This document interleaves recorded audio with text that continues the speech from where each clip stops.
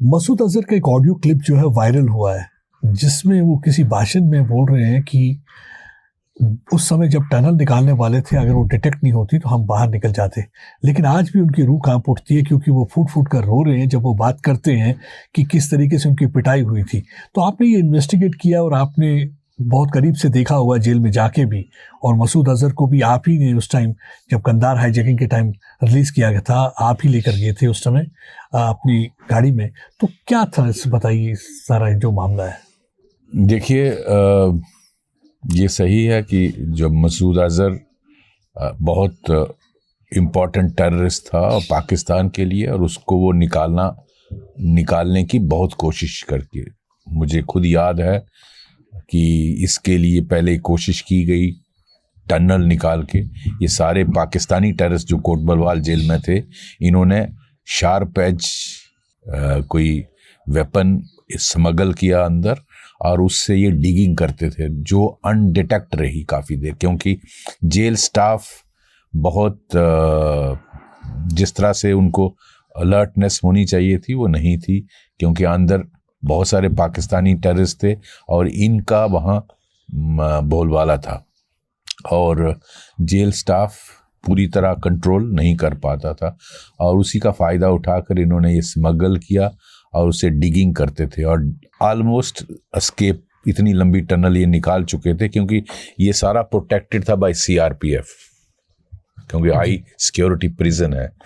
और जब वो टनल जब उसकी अलर्ट किया गया सीआरपी के जो जवान थे, उन्होंने सुपरिटेंडेंट जेल को, तो इसके बारे में फिर पूरी इन्वेस्टिगेशन की गई पुलिस टीम के द्वारा।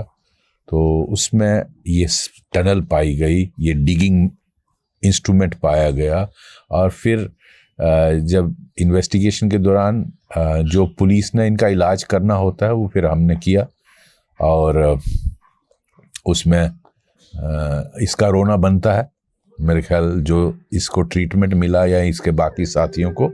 लेकिन मैं इसके साथ साथ और भी बताना चाहता हूँ कि आई एम विटनेस कि 2-3 अटेम्प्ट किए गए इसको बचाने के लिए। एक ये टनल वाला, एक इसको अटेम्प्ट किया गया कि एक बार 7 टेररिस्ट पाकिस्तान से कानाचक सेक्टर से इन्फिल्ट्रेट करवाए गए। सातों पाकिस्तानी थे, और वो एक नक्शा लेके आए थे कोटबलवाल जेल का, जिसमें इंडिकेटेड था कि कहाँ कहाँ संतरी हैं सीआरपीएफ के, कहाँ कहाँ वो इसको, और इन 7 टेररिस्ट का, क्योंकि अगर आप जानते होंगे कानाचक से अगर इन्फिल्ट्रेट करो तो आप 2-3 घंटे में कोटबलवाल जेल पहुंच सकते हैं, 2-3 घंटे से ज़्यादा नहीं टाइम लगता।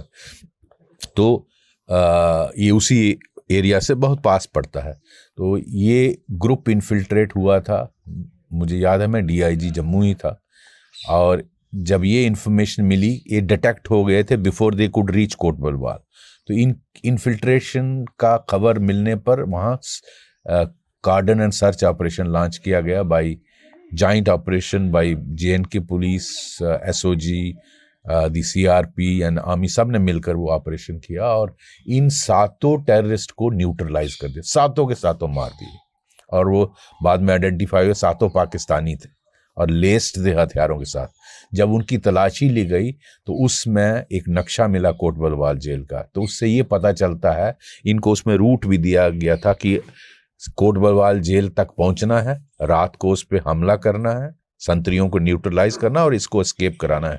उसमें ये अजहर मसूद और ये सारे लोग थे।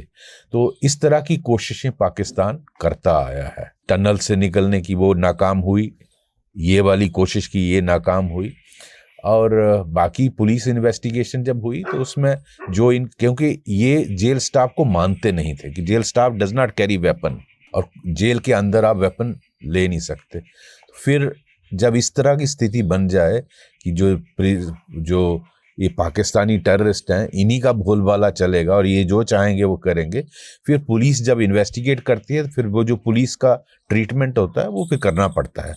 अगर वो नहीं करेंगे तो ये आपको मानेंगे नहीं, ये किसी को सुनते नहीं। फिर सुपरिटेंडेंट साहब ने रिक्वेस्ट की डिस्ट्रिक्ट एडमिनिस्ट्रेशन को, डिस्ट्रिक्ट एडमिनिस्ट्रेशन उसमें देन डीएम एंड एसएसपी ये सब मिलके, मैं रेंज डीआईजी था, उसका जो भी इंतजाम करना था वो किया गया। जी। कैसे देखते हैं जो ये audio clip all of a sudden आता है, ये वायरल हो जाता है, तो ये जो लोगों से भाषण में बोल रहे हैं, तो आपको क्या लगता है, how you see it as a security concern है ये कोई, या ये रिक्रूटमेंट करना चाहते हैं, क्या करना चाहते हैं इस तरह बता के अपनी दुर्दशा जो हुई है? दुर्दशा बताकर रिक्रूट क्या करेंगे, इससे तो डिमोरलाइज ही होंगे बाकी के लोग। लेकिन ये है कि अजहर मसूद को रोते हुए हमें अच्छा लगता है देख के, क्योंकि वो उसने कितने लोगों को रुलाया, ये मेरे भारत के साथी सभी जानते हैं। कितने परिवारों को उजाड़ा, कितने परिवारों के सुहाग मिटाए, कितने बच्चों को मारा, तो वो उनका रोना नहीं याद। तो ऐसा जो राक्षस हो उसका रोना अच्छी बात है। ये दिखाता है कि इंडियन सिक्योरिटी ग्रिड ने क्या हालत इनकी की। सिंपैथी वेव जनरेट करने की कोशिश कर रहे हैं, हो सकता है पाकिस्तान में करें उसकी कोशिश, लेकिन उससे इनका कोई भोलबाला नहीं होने वाला है। ये उस वक्त का भारत नहीं है। भारत आज जो भारत है वो इनको अगर भावलपुर में और मुरीद के में जाके हिट करेगा, ये जहां भी छिपेंगे वहां ही हिट करेगा। वजह क्या थी कि इतना इंपॉर्टेंट क्यों था ये पाकिस्तान के लिए ये शख्स? मुझे लगता है कि ये बहुत अच्छा ओरेटर है। बोल आपने देखा हाफिज सईद, और ये इनका ओरेटरी स्किल है। लोगों को रेडिकलाइज करने में, लोगों को मोबिलाइज करने में, जिहाद का, और बहुत ही हाईली बिनम अपने मुंह से निकालते हैं। और इस तरह का पाकिस्तान की आईएसआई और पाकिस्तान की फ़ौज के लिए ऐसे जो लोग हैं वो काम आते हैं, रिक्रूटमेंट के लिए, मोटिवेट करने के लिए, और जो गज़वा हिंद करने के लिए जो उनकी पॉलिसी है, जो उसके लिए इस्तेमाल करते हैं, जिहाद के लिए। जो कहा जाता है कि उस समय ये जेल के अंदर भी क्या ऐसा था, ये तावीज़ वगैरह देना भी शुरू कर दिया था? जब मैंने इसको आंखें बंद इसका पट्टी बंधवाई तो ये हाथ में तावीज़ ले गया, और मुझे इसने प्रोटेस्ट किया जब इसको मंकी कैप बनाई, ये ताकि इसका बाहर मीडिया इसका चेहरा ना देखे, तो इसने प्रोटेस्ट किया कि मैं तावीज़ पढ़ता हूँ। तो मैंने कहा उसके लिए तावीज़ बोल रहा हूँ, तस्बीह पढ़ता हूँ। तो इसने मेरे जो पीएसओस थे उनको प्रोटेस्ट किया कि मैं तस्बीह पढ़ रही हूँ। तो मैंने कहा उसके लिए आंखें खुली होनी ज़रूरी नहीं है, तुम खुदा का नाम लेते रहो, तो मन में भी चल सकता है, तस्बीह पढ़ते रहो, उससे क्या होता है। लेकिन इसके हाथ पीछे बांधे थे और यहाँ मंकी कैप पट्टी बांध के लगाई थी। कुछ लोगों का कहना है कि अंदर पुलिस के जो जवान थे वो ड्यूटी पर थे, वो भी उनके पास जाके तावीज़ लेते थे, ये लिख के था, ये ऐसा माहौल था। अनफॉर्चुनेट है, लेकिन ये था जब तक अच्छी तरह धुलाई नहीं हुई। जी।